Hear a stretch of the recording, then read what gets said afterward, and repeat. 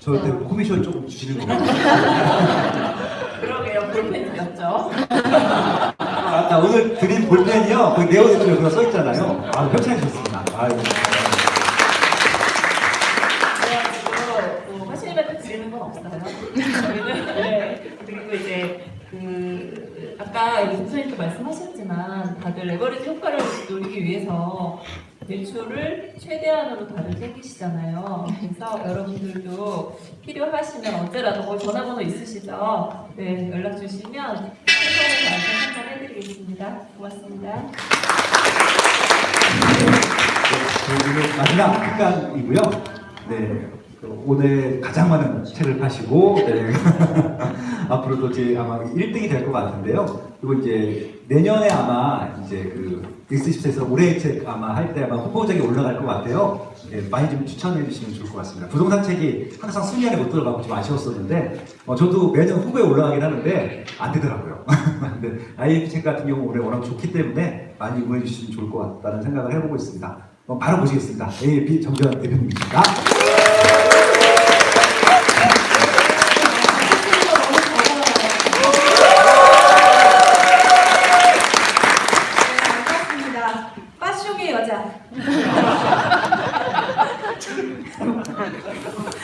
죄송합니다. 죄송합니다. 제가 실수를 했나요? 제가 빠숑님하고 인연은 여기 있는 분들 중에 가장 오래됐을 것 같아요. 그 이유는 빠숑님을 2010년도에 만났습니다. 저는. 그때 당시에 빠숑님은 행복재테크에서 칼럼을 쓰시고 계셨고 우리에게 멘토의 역할로 오셨거든요. 그래서 제가 그때 당시에 했던 질문이 기억이 났는데요. 빠숑님, 검단신도시는 언제 올라요? 아시죠? 저희 하우스포 언니 검단신도시 살고 계시잖아요. 그때 당시에 빠숑님이 이런 말씀을 하셨어요. 한강신도시가 좋아져야지 좋아져요. 근데 그 의미는 조금 모르겠더라고요. 근데 그래도 아직은 힘들겠구나 라는 생각을 했는데 제가 10년이 지나서 그러니까 정말 딱 10년이 지나서 또 빠숑님의 세상 답사계 팟캐스트에 출연했을 때 또 이 질문을 했어요. 들으셨죠? 검단신도시 언제 좋아져요? 어떻게 이렇게 10년 동안 이런 말을 했나 그런 생각이 들더라고요. 근데 오늘 타이틀이 제가 의미심장한데요. 향후 10년 동안 프리미엄이 보장되는 부동산에 대해서 찍어주라고. 이게 너무 부담스럽더라고요. 그리고 저는 15분만 딱 합니다. 원래 빠숑님이 15분 준비하래서 15분 준비했거든요. 근데 이 10년 동안 오를 거를 한다는 거는 좀 힘든 건데 제가 봤을 때 그 기간 동안 생각했을 때 어떤 상품이 올랐나 그런 생각을 하니까 이 상품이 떠오르더라고요. 그리고 그런 면에서는 여러분들이 부동산을 투자한다기보다는 내 집 마련에 초점을 더 맞추시면서 해야 돼요. 10년 동안 안 오르는 아파트? 있네요. 있긴 있지만 그 과정 속에서도 오르락 내리락 하는 그 과정은 저도 당했었고 그렇게 겪었는데 이 단기간에 호흡을 이렇게 이기지 못하고 힘들어하시는 분도 최근에 많더라고요. 그래서 한번 10년 동안 어떻게 버텨왔는지 한번 제가 보여드리겠습니다. 제가 사실은 10년 동안 여러분들이 부동산에 대해서 가장 잘 알 수 있는 방법이 뭘까라는 생각을 했을 때 저도 10년 동안 부동산 뉴스를 봤던 것 같아요. 그런데 저는 10년 동안 부동산 뉴스를 보면서 항상 이런 생각을 했어요. 와, 이거 1억짜리 뉴스다. 소름이 돋을 때가 한두 번이 아니었거든요. 그런데 여러분들이 그런 걸 잘 캐치하지 못해요. 그래서 저는 오늘 여러분들에게 1억짜리 뉴스, 2억짜리 뉴스, 3억짜리 뉴스를 알려드릴 겁니다. 여러분들이 정말로 이거는 제가 10년 동안 겪어왔던 거기 때문에 믿으셔도 전적으로 저를 믿으셔도 요즘 맨날 하는 말이 전적으로 저를 믿으셔야 합니다. 감당할 수 있겠습니까? 이 말을 너무 많이 하게 되는 것 같아요. 하도 요즘 대출 때문에 감당할 수 있겠습니까? 네, 오늘 1억, 2억, 3억 한번 차례대로 한번 해볼게요. 여러분, 1억짜리 뉴스 중에 첫 번째는요, 신혼희망타운입니다. 갑자기 여기 신혼들이 있으면 나는 신혼이 아닌데 이거 나에게 1억짜리 뉴스가 아니야 라고 생각할 수도 있겠어요. 대한민국 청약지도에는 신혼희망타운에 대해서 잘 나와 있고, 여기 보면은 제가 빨간색으로 이렇게 해놨어요, 여러분. 근데 자꾸 물어봐요. 빨간색이 좋은 거예요? 물어봐요. 네, 좋은 거예요.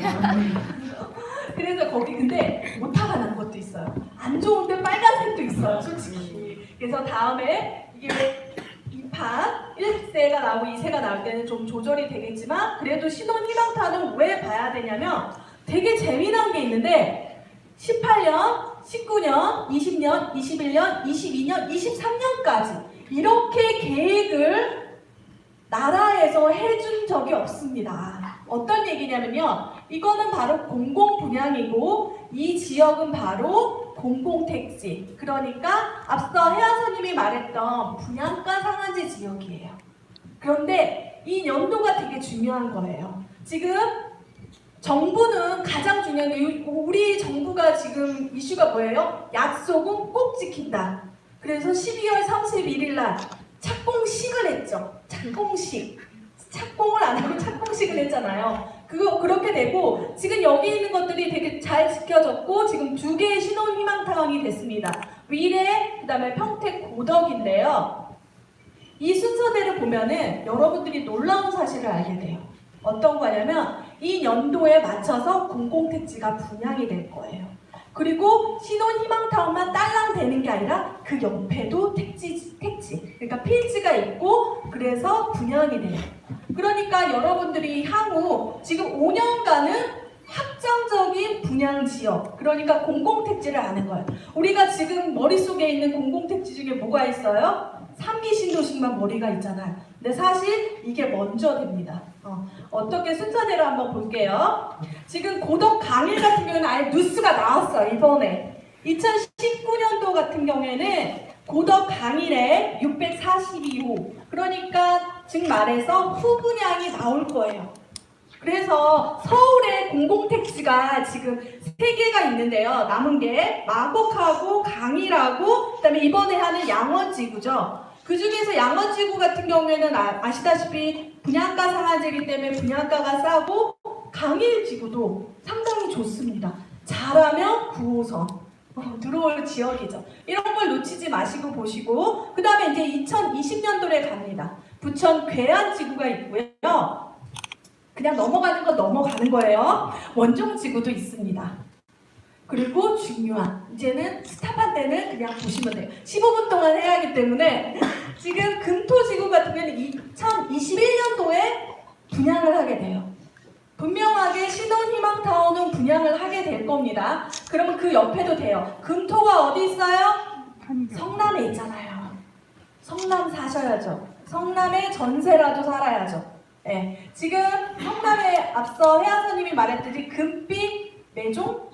이름도 너무 매종자인가? 자이매종인가? 하여간 지금 금강 1구역이랑 중원 1구역 재개발 지역도 하고 있지만 금토지구도 있어요. 그런데 성남에 또 있습니다. 복정지구도. 복정지구가 어디예요? 위례 밑이잖아요. 그러니까 지금 어디 살아야 돼요? 성남 살아야 돼요. 무조건 성남 들어가셔야 돼요. 2020년에 들어가셔야지 1년 뒤에 1순위 조건이 되잖아요. 그러니까 지금 만약에 자녀가 없겠다, 여기 다들 젊으시네요. 그러니까 뭐 친구라든지 야 어디서 할까 고민하는 신혼부부 친구가 있으면 그냥 닥치고 성남 살아 이렇게 얘기해주세요. 지금 시간만 했습니다. 그래서 끌고 가서 도장을 찍어주고 싶어요. 그래서 최근에 전셋값이 유일하게 안 떨어진 과천도 있지만 아마 조만간 이 뉴스는 1억짜리 뉴스가 될 거고 1년 전에 들어갔던 친구를 부러워할 거예요. 우리가 알죠? 과천 지식정보타운. 거기도 되게 부러워하고 있잖아요. 그러니까 2021년입니다. 그리고 의왕 월암 그냥 넘어가겠습니다. 의왕도 있고요. 그 다음에 갈매 역세권에 2021년도에 또 있습니다. 지금 제가 그냥 넘어갔던 거는 역세권이 아닌 거는 제가 좀 스킵을 하는데요. 지금 트렌드는 새 아파트이지만 역세권 새 아파트예요.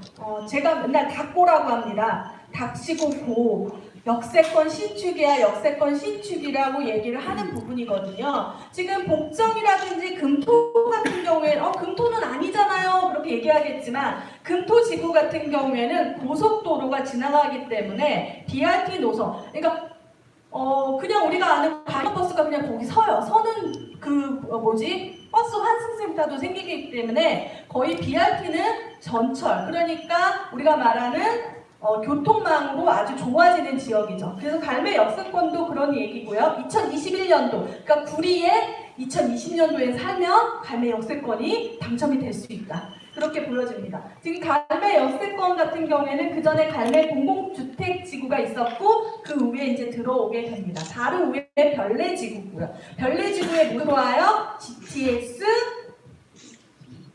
뭐 들어와요? GTX 네, 들어옵니다. 그리고 군포 대암이 같은 경우는 대암이 여기 있지만 그래도 여기 같은 경우는 대암이 여기 너무 멀어요. 대암이 여기인데 주거가 너무 멀어가지고 그렇게 군포에도 대암이 지구가 생기고요.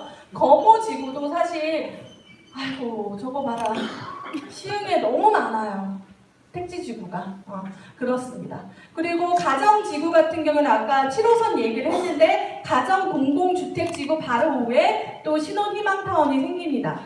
그리고 어천지구 같은 경우는 되게 재미난 지역인데요. 어천역이 생기는 지역이에요. 가보면 노드뷰를 보게 되면 위성사진을 보게 되면 여기 잘 되어 있고 거기에 되게 많은 인프라가 생길 것 같은 느낌적인 느낌 그렇습니다. 어떻게 되냐면요. 이게 연결이 돼요. 지금 수인성 같은 경우에는 3단계에서 지금 2018년 개통인데 개통은 안 되고 있지만 수인성 같은 경우에도 이제 개통할 예정이고요. 그 다음에 중요한 거는 우리가 말했던 지금 KTX, 인천발 KTX가 여기로 지나가게 됩니다. 그러니까 KTX를 하고 그 다음에 여기 생긴 거는 조금 이쪽 지역에 만약에 화성에 산다면 여기로 가시는 게 더 좋지 않을까요? 만약에 여기 직장이 있다면 그렇게 하는데 지금 언제 들었냐? 2021년도에 아마 분양을 할 겁니다. 이거는 그래요. 신혼희망타운이 이제 분양을 정확하게 그 시기에 할 거예요. 제가 제 수업에 LH 직원이 와서 수업을 들어서 여기요. 저기 공공분양 나오는 거 계획 좀 보여주세요 해서 문건을 받았습니다. 문건을 받았습니다. 그랬더니 확실하게 희망타운은 정말 정확한 시기에 하기로 했고 그 다음에 거기에서 하게 되면 그쪽 지역의 필지를 정리하면서 일반 공고, 그러니까 공공 분양도 하게 되고 일반 분양도 하게 된다고 그렇게 얘기를 했습니다. 어천지구가 이렇게 됐습니다. 이번에는 2억짜리 뉴스입니다. 두구두구두구두구두구두구. 네, 1억짜리 뉴스가 그게 될 수 있을까? 왜냐면 거기는 수도권이 서울이 아니라 수도권이기 때문에 프리미엄을 작게 잡아서 1억이라고 했고 사실 공공분양 같은 경우에는 정말 입지가 아주 나쁘지 않은 이상 거의 2배로 법칙이 거의 됐던 게 공공분양의 매력이지 않을까 그런 생각이 듭니다. 2억짜리 뉴스입니다. 청약 시스템이 바뀝니다. 이거 보고 무슨이 이제 끝났나? 그런 생각을 했어요. 어떤 거냐면 지금 사전, 사후, 무순위 청약을 지금 아파트 투유에 하게 되는데 그전에는 그냥 20개 미만은 그냥 각자 건설사에게 했는데 요즘 분양이 안 되다 보니까 사전에도 하고 사후에도 하는 그런 역할을 하게 됐습니다. 청약 시스템이 바뀌었죠. 이것까지는 제가 대한민국 청약 지도에다 썼는데요. 이제 이것 때문에 2020년 대한민국 청약지도 책이 나올 것 같습니다. 왜냐면 계속해서 바뀌는 청약제도에 대해서 쓰지만 10월부터는 청약을 사전 검증 시스템을 도입한다고 합니다. 여러분 이제 가점 계산 안 해도 돼요. 가점 틀려서 부적격 안 맞아도 돼요. 사전에 이걸 한다고 합니다. 왜 어떻게 그런 얘기를 했냐면 금융결제원에서 한국감정원으로 이관이 된다고 합니다.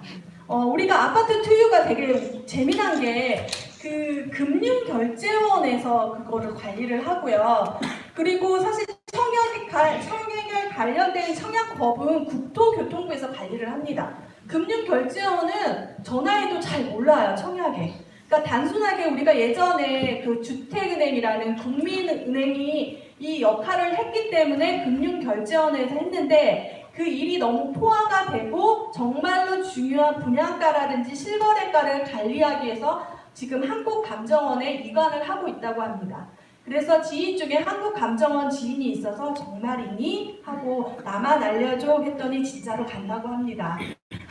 그런데 지금 신문에도 나왔죠. 그래서 10월부터는 이렇게 된다고 하는 거는 여러분 지금 퍼센테이지는 잘 나타내지 않지만 지금 미계약분 중에서는 부적격 플러스 정말 계약하지 않은 사람들이거든요. 그 중에서 부적격자 중에서는 과점이 잘못 쓰는 사람이 줄어든다면 이제 미계약분도 줄어들 수 있다는 얘기죠. 그러면 무순위가 줄어들면 정말 제가 가고 싶은 곳이라든지 생각했던 그 지역에 지금 무순위를 기다리고 있는 사람은 줄어들 거거든요. 아까 혜아선님께서 5월달 분양 쫙 말했잖아요. 진짜 많은 거예요. 이게 점점 줄어들 수 있다고 문이 이제 천국의 문이 이제 또 닫히려고 해요. 사실은 무순위 기다리신 분은 하루라도 빨리 무순위에 청약에 당첨되시면 좋을 것 같습니다. 앞서 말했듯이 저도 예비 당첨자입니다. 그냥 될 때까지 하는 게 비결입니다. 네, 청약 시스템이 바뀌어서 사전, 사후, 무순위 청약을 얘기를 하면 사전 접수하고 사후 접수가 있습니다. 너무 헷갈려요. 그리고 언제 이게 알려주는지 어느 날짜에 해야 되는지도 정말 헷갈리더라고요. 내가 관심을 갖지 않으면 저도 이번에 하나를 놓쳤는데요.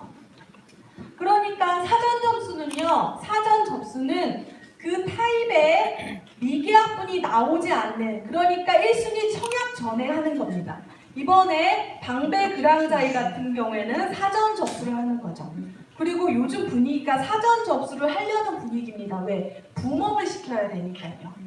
그리고 나서 사후 접수 같은 경우에는 정말 이번에 홍제역, 해링턴 플레이스 같은 경우에는 그 타입에 몇 개가 남았는지 제가 아까 말했듯이 84B 타입은 71개가 있었고 무순위로 계약한 거는 30개가 계약을 했답니다. 그래서 41개가 남아서 예비 당첨 그 다음에 정말 그 줄서기라든지 아니면 와서 누구든 와서 계약하는 시스템이 되겠죠. 그러니까 지금 여러분들이 생각할 때 근데 약간씩 좀 다릅니다. 그런 거를 잘 챙겨서 그런데 가장 많이 나오는 질문이 이거예요. 이거 당첨되면 불이익이 있나요? 없습니다.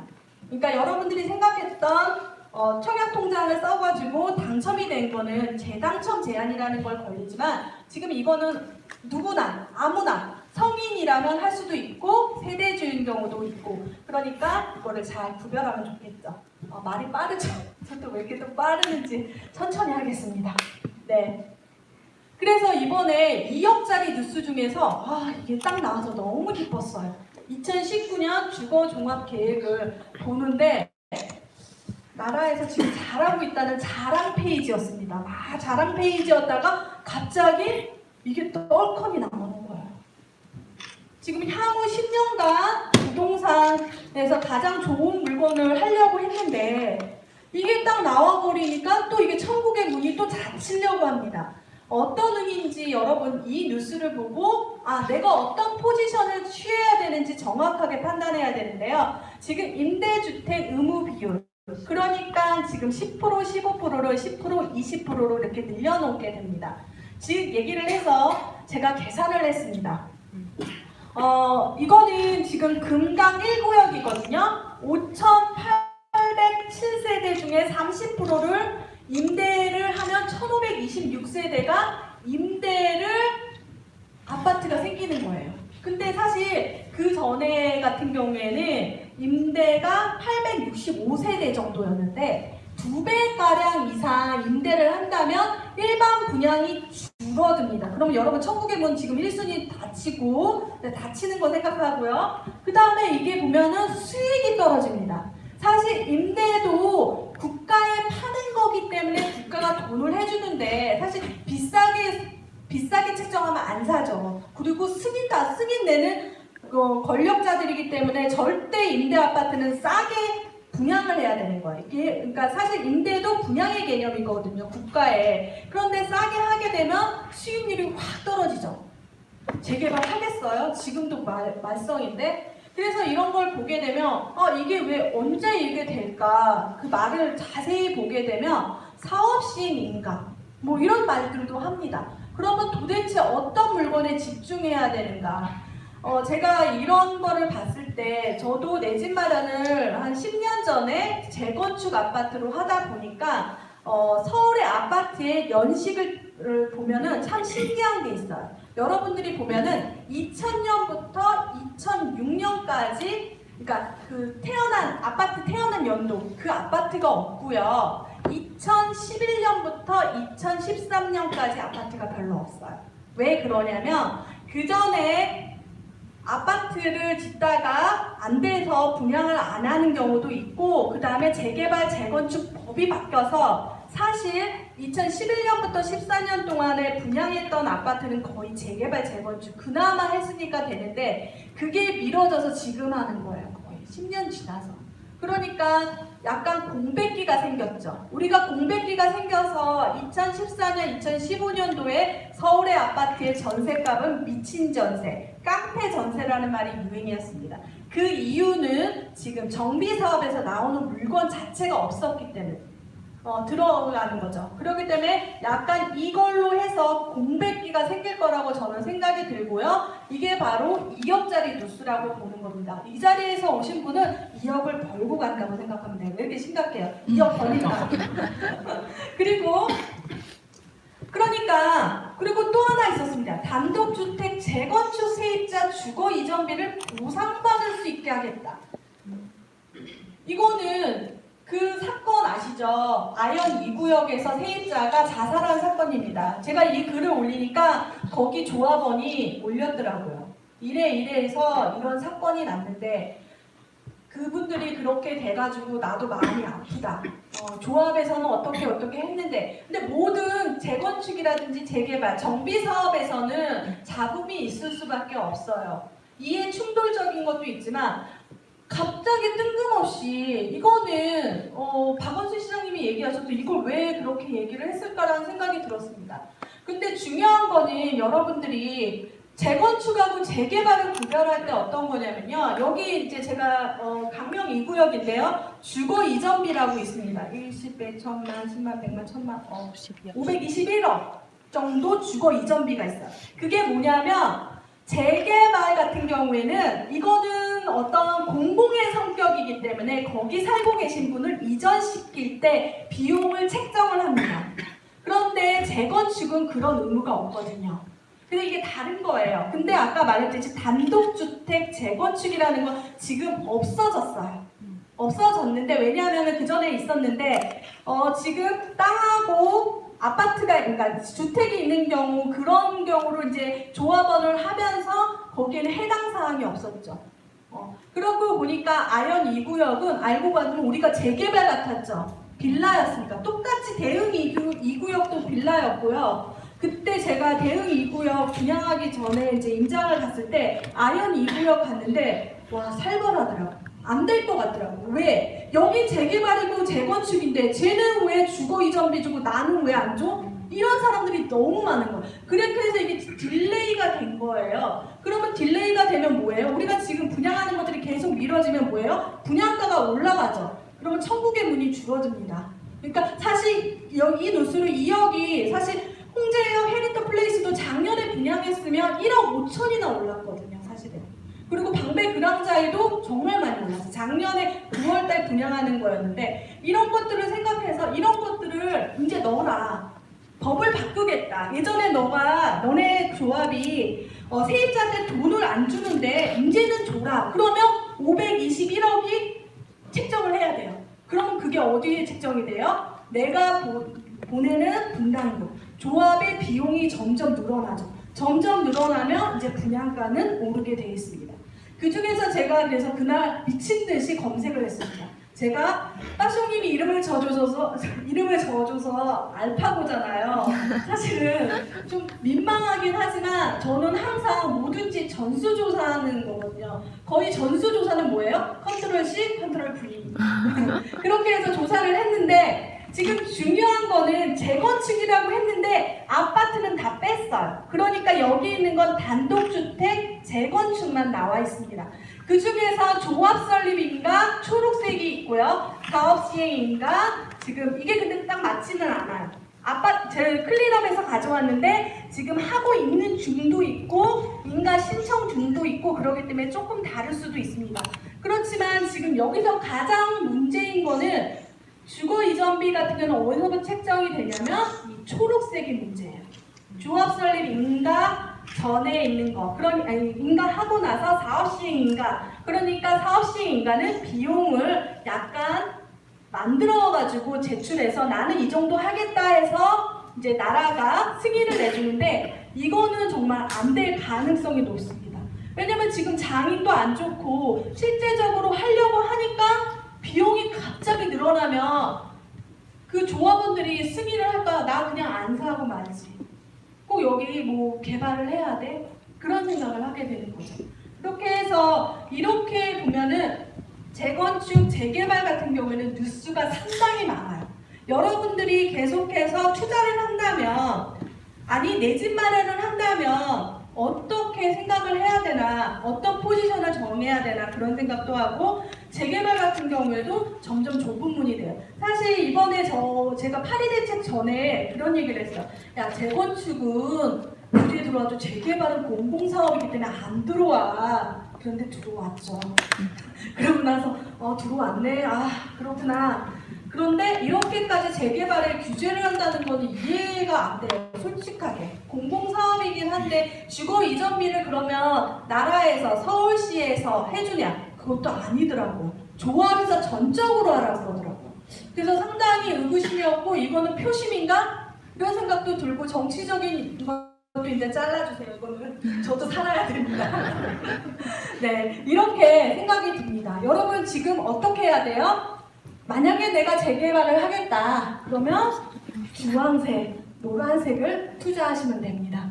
네, 다 보셨죠? 그러면 이제 3억짜리 뉴스 갑니다. 와, 3억짜리 뉴스 가니까 나 3억 벌 수 있을까? 이런 생각이 들죠? 네, 벌 수 있습니다. 전적으로 저를 믿으셔야 합니다. 근데 3억짜리 뉴스인데요. 이거는 과거 뉴스라고 할 수가 있어요. 제가 이래서 3억을 벌었습니다. 지금 계속해서 나오는 뉴스에 대해서 저도 설명을 하고 지금 빠숑의 세상 밥사기에 월요일 날 나오는 팟캐스트들이 거의 뉴스잖아요. 저는 그거를 많이 듣는 편이에요. 제가 무한 애청자인 것 같아요. 저 순위에 있을 것 같은데요. 그만큼 뉴스에 대해서 이렇게 해석해주는 경우는 정말 담비와 같은데요. 3억짜리 뉴스 지나가겠습니다. 부동산 3법 통과. 여러분 부동산 3법 통과가 언제 이루어졌는지 아나요? 네, 2014년 12월 31일 날 그게 발표가 됐어요. 박근혜 정부 때. 가슴이 떨렸죠. 12월 31일 날 그 누가 뉴스 봐, 부동산. 정말 그 뉴스 그래가지고 제가 과거 뉴스 되게 많이 찾거든요. 별로 나와 있지도 않고 총평도 없어. 다 자기네들이 다 하려고 그랬는지. 어떤 얘기냐면요. 민간 택지 아파트에 대한 분양가 상한제 폐지. 미치도록 가슴이 뛰었죠. 그때 당시에 저희 아빠 부동산 요녀 IMF의 똑똑한 부동산 투자 오랜만에 듣죠. 네, 아빠가 그러니까 특별 공급의 대상자였는데 분양가 상한제 폐지된다니까 얼른 빨리 낙찰이 아니죠. 당첨을 받아야겠다고 생각이 드는 거예요. 왜? 분양가는 점점점 증가되니까. 그런데 이게 파리 대책 때 나왔어요. 분양가 상한제를 하겠다. 근데 막상 하진 않았습니다. 막상 하진 않았지만 우리가 HUG, 허그에서 제한을 해서 지금 분양가를 누르고 있지만 지금 민간 택지 아파트의 분양가 상한제는 폐지된 상태입니다. 공공 분양만 지금 분양가 상한제. 앞서 말했던 1억짜리 누수에 있는 택지는 다 공공택지입니다. 그러니까 우리가 말한 민간 택지는 뭐예요? 반대로 얘기하면 재건축, 재개발의 정비사업 지역이죠. 그거는 분양가 상한제가 없는 거예요. 근데 앞서 말했듯이 HUG 때문에 지금 분양가가 눌러졌는데 사실 요즘에는 분양가가 주변 시세하고 너무 비슷하게 나오죠. 왜? 주변 시세의 110% 이상 할 수 있는 거니까 그렇게 됩니다. 그리고 부동산 3법이었는데요. 하나는 뭐였냐면 재건축 초과 이익 한수제 3년 유예라는 겁니다. 그러니까 이것 때문에 난리가 났을 때가 언제예요? 2017년 12월 31일까지 미친 듯이 재건축 초과 이익 한수제 때문에 관리처분 인가 내가지고 와, 그때 제가 전수조사를 했어요. 저 한다면 전수조사잖아요. 강남 4구 다 전화해가지고 조합사무실 전화해서 이거 관리처분 인가 날 거냐 안 날 거냐. 아, 날 거다. 죽어도 날 거다. 이렇게 얘기를 하더라고요. 그리고 교육청 사이트로 들어가가지고 교육심의, 교통심의, 건축심의 다 봤을 때 정말 놀라웠던 건 반포조금 1단지가 재건축 초과 이익 한수제 대상이 아니라는 사실. 난림으로 시행사를 선정했지만 관리처분 인가를 신청을 하면 12월 31일 엄청 많이 바빴어요. 아, 들어간 단지랑 안 한 단지랑 이제 구별이 확 됐죠. 그러면 된 데는 괜찮은 거죠. 항상 임장을 가시면 그 얘기를 해요. 여기 단지는 재건축 초과이익 한수제의 피한 단지야. 그게 비용이 줄어든다는 거죠. 그게 3억. 그러니까 재건축 같은 경우에는 많이 오를 수밖에 없어요. 우리 빠숑님의 입지잖아요. 재건축하고 재개발은 틀린데 그냥 재건축이라면 아까 단독주택 재건축 말고 아파트 재건축은 그냥 눈 감고 그냥 사도 돼요. 입지는 확정적인 겁니다. 왜냐하면 재건축을 한다는 건 그 입지가 좋아야지 재건축을 하는 거거든요. 그렇게 해서 재건축 초과이익 한수제 3년 유예. 집값 오르겠다. 느꼈죠? 재건축이 오르면 재건축만 오르나요? 새 아파트도 오르고 그렇죠. 그리고 세 번째로는 가장 강력했던 거는 재건축 조합원 최대 세채까지 그냥 원래 세대당 한 건만이 가능합니다. 만약에 너무 그 집이 갖고 싶어, 그 지역에 그 조합에 갖고 싶어서 두 채를 샀다 하면 이혼하자는 소리예요. 세대 분리는 이혼밖에 안 되니까요. 그렇게 해서 이런 뉴스를 봤을 때 저는 집값이 상승할 수 있는 여지를 줬구나라는 생각했고, 이게 세채잖아요. 평균적으로 재건축 같은 경우에는 거의 지금 강남 4구 같은 건 5억 이상이고, 강남 4구 이렇게 하면은 제가 봤을 때는 4억에서 5억 정도 올랐거든요. 만약에 어떤 집안이 세 채를 갖고 있었단 말이에요. 그러면 15억을 수익이 났다고 보면 됩니다. 그만큼 부동산 3법 같은 경우는 조용히 했지만 강력한 메시지였고, 집을 좋은 거를 사라, 입지 좋은 곳을 사라는 메시지였던 거죠. 그래서 정부의 메시지 중에서 여러분들이 1억짜리, 2억짜리, 3억짜리 뉴스가 이렇게 쏟아집니다. 그러면 어떻게 해야 돼요? 라고 물어보면 저는 돈 되는 뉴스 찾는 법을 알려드릴 겁니다. 갑자기 돈 되는 뉴스 찾는다고 하니까 가슴이 꽁당꽁당, 나도 IMF처럼 그럴 수 있겠다, 그런 생각이 듭니다. 어떤 거냐면요, 홍보는 아니고요, 대한민국 청약지도 네이버 카페가 있습니다. 이 카페에는 부동산 뉴스를 매일같이 정리해서 올려주는 사람들이 있습니다.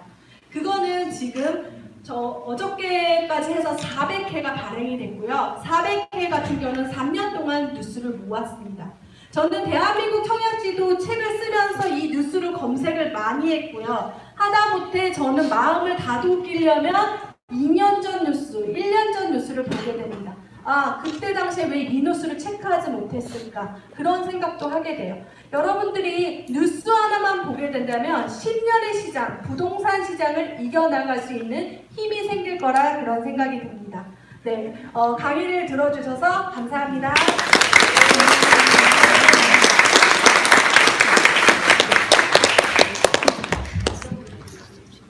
대단하지 않아요? 네. 지금 정지영 대표도 본인 특강보다 더 힘써서 했어요. 그래서 좀 살짝 눈물을 흘리다 왔는데